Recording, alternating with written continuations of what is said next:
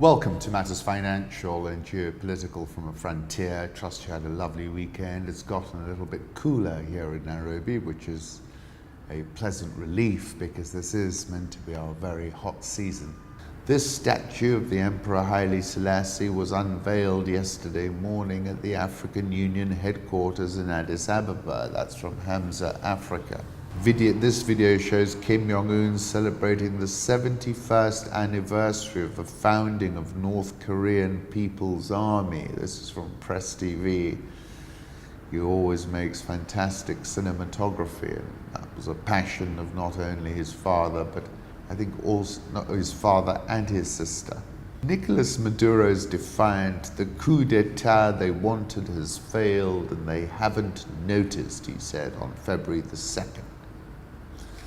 The longer this standoff lasts, the greater the risks. One is that a frustrated American administration turns to military force, something that Donald Trump this month said remains an option.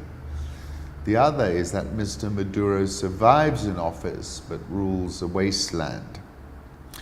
Strategy of Guaido and Trump administration is broadly backed by the Lima Group of Latin American countries and Canada, and by much of the European Union. It combines a carrot, a stick, and a conjuring trick, all aimed at persuading Venezuela's army to flip.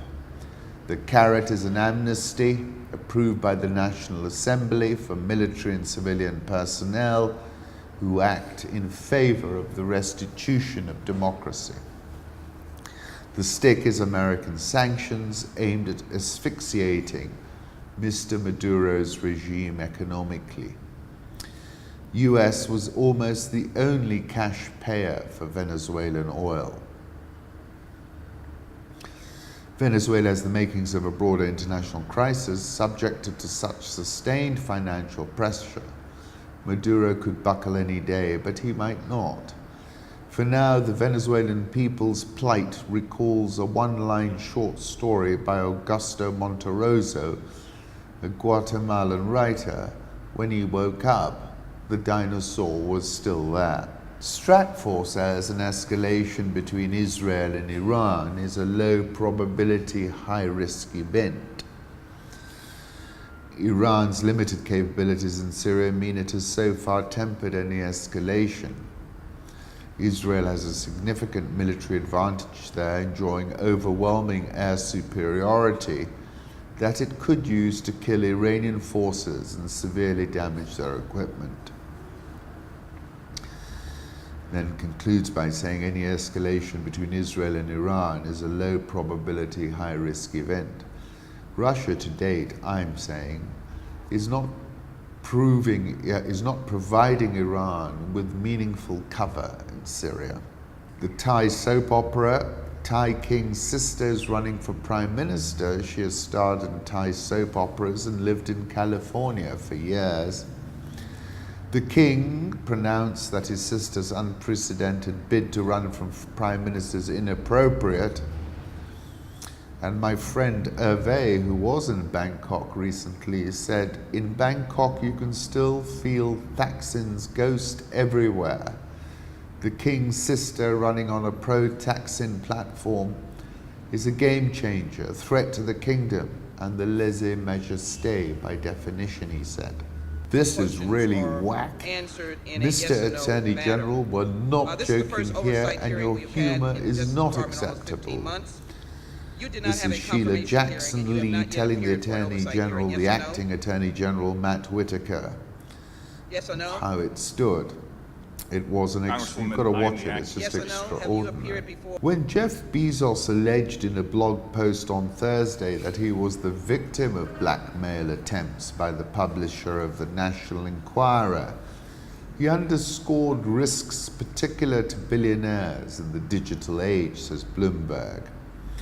The perception among very affluent people is often, I have this level of wealth, I'm untouchable. But the systems they have in place for protecting their personal identifiable information are very weak. It's unclear how the tabloid obtained Bezos's texts. Amazon founders worth $133.9 billion.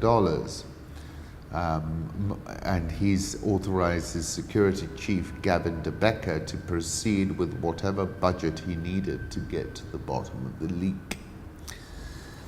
The accusation by Jeff Bezos is that the National Enquirer have acted in concert with the Saudi Crown Prince and with Donald Trump. You will recall that the National Enquirer put Saudi propaganda on the front of their magazine in US and put it in US supermarkets, talked of the 30-year-old next king who's controlling a staggering $4 trillion business empire, building a $640 billion sci-fi city of the future, reported $3 billion of personal wealth and ownership of a 54,000 square foot palace near Versailles, and pronounced that his goal for his subjects is described as spreading happiness. And this entire story reminded me of a book I recently read called The Neighbourhood by Vargas Llosa. And in this story, there's the backstory of its villain, the Dr. Vladimiro Montesinos, a now jail secret policeman, spy master, torturer, murderer, extortioner, arms smuggler, and all-round genius of evil, is the all-too-real figure who wielded terrifying power behind the throne during the authoritarian presidency of Alberto Fujimori in Peru. In The Neighbourhood, one of Vargas Llosa's soap operatic plots lays a winding trail of family scandals, tabloid exposés, blackmail, and subterfuge. Ultimately, it leads to the secret beachside retreat of the president's sinister fixer, that fawning, listen to this, ostentatious braggart who wore yellow shoes with a blue suit. Rolando Garro, the malcontent who runs this gossip-spreading puddle of filth with a twisted kind of brilliance, claims to have photos of his victim in flagrante at an orgy. And that's what brought that story back to mind.